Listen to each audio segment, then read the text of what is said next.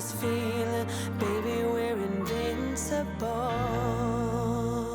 Hi guys, and welcome back to another episode of Rebuilding Notts County. As always, if you're enjoying the save, drop a like on the video, that'd be tremendous. I thought we'd start on my man, Agustin de los Santos, because, well, there's not going to be any spoilers because he hasn't actually played any of the off-camera games. We had an international break right after the Liverpool game, and he got injured while playing for Uruguay and has missed every single match in between. Which is a shame because he was just starting to really hit his stride for us. Thankfully, it doesn't seem to have dented his progress too much, which has really been on an upward trajectory since the start of the season. The guy is truly magical, and we really are blessed on that right-hand side now. But what I would say is that in his absence, James Unger has finally grasped the opportunity to become and get a good spell of being the player that we think he is anyway. And that right-hand side is really looking very fruitful for us at the moment, and that is incredibly pleasing. We did merch, a t-shirt saying, "What are you doing?" And he's gonna shoot, isn't he? I know, I'm gonna work on it. I've got the Teespring store set up. I just need to start actually making the merch for it. I'm gonna get there, do not worry. It may not have been entirely enjoyable for you, but my word, it made entertainment. Gotta love the multitude of slide tackle assists. Yeah. It's just been nice. Hopefully today we can just have a nice, fun episode. Although, admittedly, when things go wrong, it could be equally entertaining. But for my own sanity, I kind of just want to have a good episode where we play well and get some good results, to be honest. I'm not scared of that title. Only Ben can bottle leagues. I love that even in other series, he's still getting jabs. Poor Booty, he's like 34 in your saves. I had his son when he was like 16. Hey, maybe he was just an early bloomer. What the space? I don't remember his team, but he was playing against Arsenal. He was 3-0 up at half-time and conceded 5 unanswered second-half goals to lose 5-3. This game is crazy sometimes. I would like to point you towards Red Star Belgrade versus PSV Eindhoven, I believe it was. I think we came back from 5-0 down to get a 5-all draw in that match, or something along those lines, and it was within the last 20 minutes of the match. Still probably my favourite ever comeback on Football Manager, and annoyingly, wasn't even enough. We actually had to win that match and wasn't quite able to do it, but I think we missed the chance in like the 92nd minute or something to potentially make it 6-5. It was something along those lines, still up there for me as one of the best comebacks I've ever had. So yeah, go watch that if you can find it. It's really something. So, with the bad news about De Los Santos out the way, he'll be back soon, but he'll miss today's Bayer Leverkusen game. He may well be back for Chelsea, but probably not. So we've got to rely on Unger to really kick it up a notch. Considering he lacks consistency, according to this, he doesn't really though, does he? So straight after our disappointment against Liverpool, we bounced back in style at home against Leeds United. It really was fantastic. Leeds, as is tradition, scored their only shot on target of the match. But that's just life, isn't it? And not only that, it was a header from the edge of the area that my goalkeeper just stood there and let walk in. I was like, oh, it's going to be one of those games, is it? Because we'd only had one shot on target ourselves at half-time. So I then flipped to our new system with a DM, pushed Silver in, and in the second half, we absolutely battered them. It was brilliant. Unger gave us an equaliser, a pair of goals for iTouch, both of which were assisted by James Unger as well, and the Joran Beckart goal to go with it. It was just a phenomenal performance where James Unger stepped up, 2 assists and a goal on the night. That's what you want from a talismanic player like that. And a nice assist there for Jose Guerra too, just to get him a bit of form back. But turning around this result really showed me something about us, and it shows that that tactic definitely has legs. And I've signed a guy to play in the DM role. He's not joining us yet. He's coming in from Marseille for £5 million. He's not a great player, but he's got sensible stats for that role, and that's what we kind of want. We then went into the Champions League against Bayer Leverkusen with a really comfortable victory in mind. We took the lead, our first 2 goals, despite having a lot of chances. At half-time, we'd had 6 chances, and both of our goals had come from corners, as Bertelsen and Dagger had managed to give us a 2-0 advantage, which was fine and all, but I really wanted to see us break them down from open play, and that's where James Unger came in. Lovely work again, down the right-hand side, whipped one across, there was Guerra to slide it home and make it 3-0 before James Unger was played through, I think even by Joran Beckart later in the game, went round the goalkeeper and made it 4-0 in stoppage time. Another goal and another assist for him. 2 assists and a goal for Jose Guerra. They are starting to find some real form. Even Tirso, he's having to play there because we were missing iTouch as well. So he's been getting some game time in the first team, but didn't stop us. 4-0 Thrashing. Really solid performance. And then it was to something quite special, frankly, at home against Southampton. This was such a strange game again, where in the second half, things just burst into life. I don't recall us even making any changes this time. It just happened. Juan Tirso gave us the lead. I think it was actually James Unger. Again, he dinked one of the back posts. Lovely little header down from Juan Tirso, scoring his first goal for quite some time for us. But then, Jose Guerra took over. Easily the fastest hat-trick in Notts County history. It was in total, I think, what have I got written down? 3 minutes and 42 seconds in total. It's not quite the fastest in Premier League history. That still belongs to Sadio Mane at 2 minutes 56. But comfortably the fastest hat-trick that he'll ever score in his career. But yeah, 3 minutes and 42 seconds was the time. And suddenly we were 4-0 up over 7 minutes. Less than 7 minutes, we'd gone from 0-0 to 4-0. And then naturally, for the second time in the off-camera games, would you believe our opponent scored their only shot on target? Come on, man. It's insanity. Just a pinged long shot straight in the top corner. I don't know what to do about that. You just can't seem to stop it. Then our youth team did a brilliant job knocking Brighton out of the cup. Admittedly, it was George Rincon that grabbed both the goals. They did grab a late one back, but it was really nice to see the kids once again put in a steady performance and Rincon to score a few goals. At least in the cup, he's still smashing in a few goals, and we're through to the quarterfinals, and we're playing Burnley at home. There's a good chance that we could maybe go quite far in the League Cup, even though I'm not trying to. So maybe we'll have to start trying soon. And then we got what I would say is still quite a fortunate result against Palace. They missed a penalty in the 3rd minute of this game, which was a very annoying penalty to concede. I think it was Silva that conceded it. But then we missed one not that long after. And then from the resulting corner of the missed penalty, Nikolai Jespersen was able to head one over the Palace goalkeeper and give us a 1-0 lead. They then switched to 4-4-2 in the second half. We made a little change and really shut them down and got that 1-0 win. And I really do think that DM system is great for closing out games when teams go more attacking against us. And because we've got Silva that can play both positions, it doesn't even always require us to make a substitute, which is fantastic. So that's pleasing. An excellent 1-0 victory and another clean sheet. Suarez was phenomenal in this game, but really, really good result. And all of that leaves us top of the league, as you would expect, with 30 points from 11 matches. We've won 10 matches out of 11. Only that Liverpool blip, really, which is phenomenal. Still only 4 points clear at the top behind Liverpool, though, which is actually ridiculous. 7 points above Chelsea, 8 above Man City, and still 10 above United. The gap's starting to really emerge there, which is really nice. Bristol City have still managed to stay up. They're still outside the relegation zone, which is pleasing for them. Oh yeah, and I forgot to even mention this. During the Leverkusen game, Barcelona dropped points away at Celtic just like we did. They took the lead, and then a late Mabude goal in the 80th minute gave Celtic a 1-1 draw. So we're actually 3 points clear of Barca now. Things are looking good. I was celebrating the Celtic goal during the game more than I was celebrating our own goal. So, changes we should be able to make. So, Dubois, yeah, he could do with a little rest again. But Asman is fully competent coming in there. That's fine. That's all looking quite nice. Good backline. Dagger and VKB are both forming nice partnerships now, which is excellent. Beckart, I mean, he's knackered too, but we really just need someone in there right now, unfortunately. Going to put Fernandez on the bench, so we've got an option there. Although, yeah, that's probably fine. And just as a quick side note, this is Mami Razakanan Tanania, or whatever his name is. It's a very long name. I think it's a Madagascar name. Classic. This is the guy that's going to be joining us in January. Now, again, like, he's not fantastic, but for £5 million, and he's only going to be on about 20k a week, he'll do the job, essentially, of a defensive midfielder. He's fine. And that's all kind of we really, really wanted for that role. Just someone who can tide us over on a fringe player squad status, just to make sure that we get someone in that position. Something else kind of... Oh, hello. Okay, so something kind of interesting against in the first leg. Well, not first leg, you know what I mean. Is they played this same system as us, but they had the wingers push narrow. So we were able to go right through them.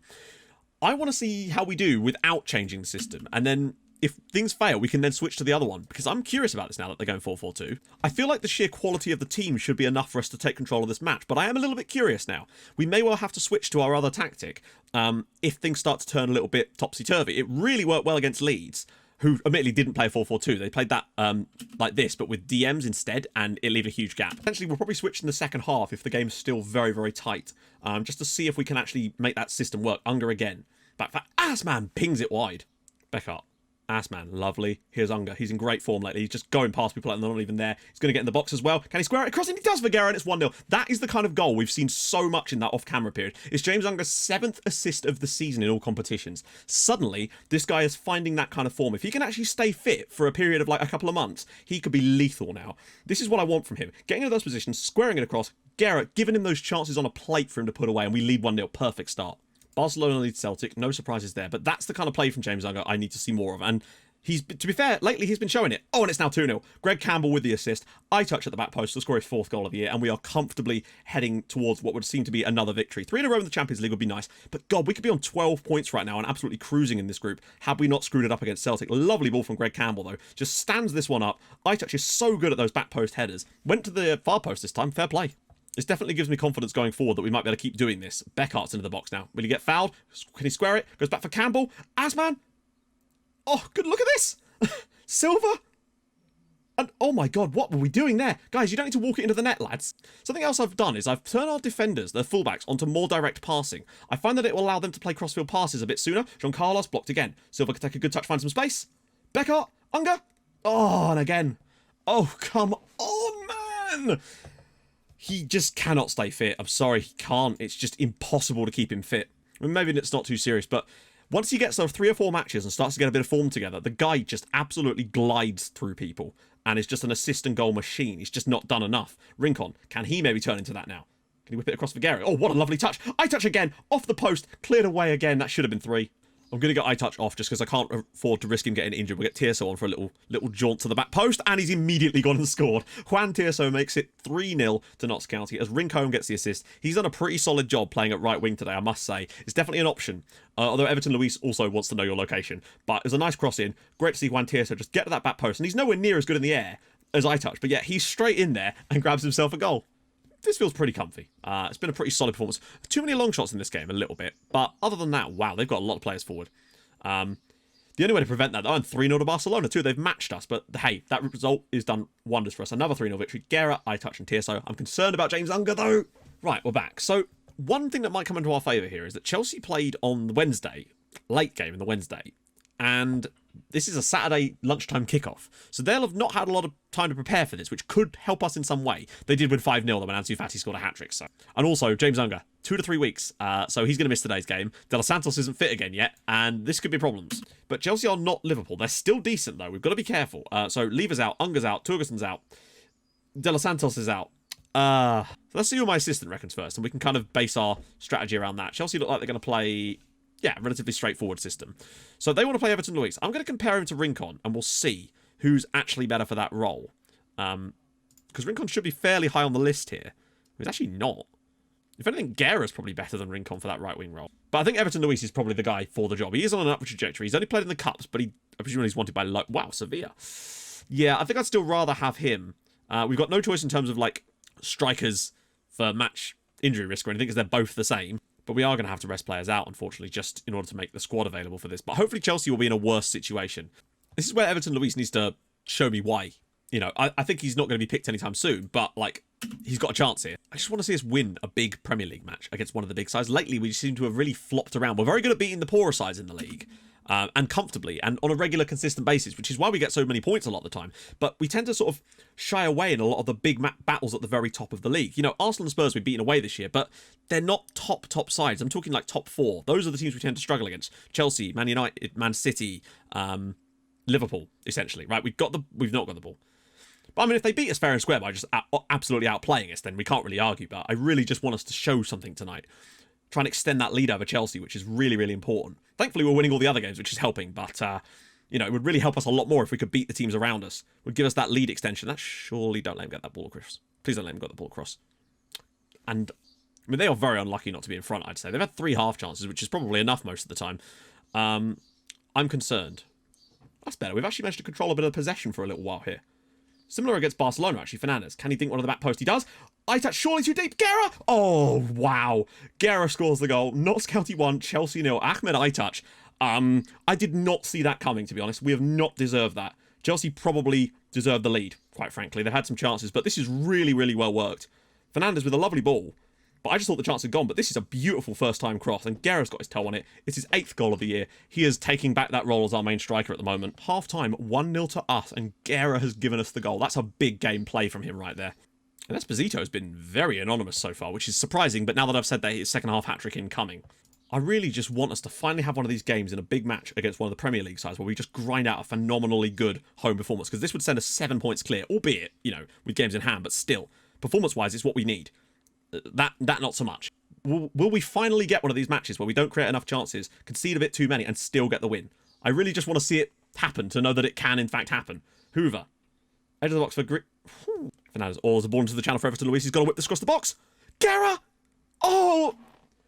What a chance that was. It's a tight angle, but the deflection, it carried it back into the path, but there just wasn't someone there. Let's just get this over the line. Maybe go to time wasting and play for set pieces in a minute. Remy Dubois again into a good position. Acevedo. Dubois. Dinks it to the back post. Guerra! Oh, what a chance. James. Round the side for Gritsas. Oh, what a save. That's a really big chance for Chelsea. I think if we get the win, we can count ourselves a little bit fortunate, frankly, and it'd be about time. Mbappe. Cleared away. Right, screw it. We're turning on the play for set pieces and a little bit of time wasting too to go with it, just to make sure that we try and get out this one with a win. 2 minutes. Ass man. Just sensible times now. There we go. Guerra's got it. Oh, he's done the defender. Still got players to come up against, but he could probably take him on. Or not. Oh, round the side for Tirso! What a tackle. What a tackle.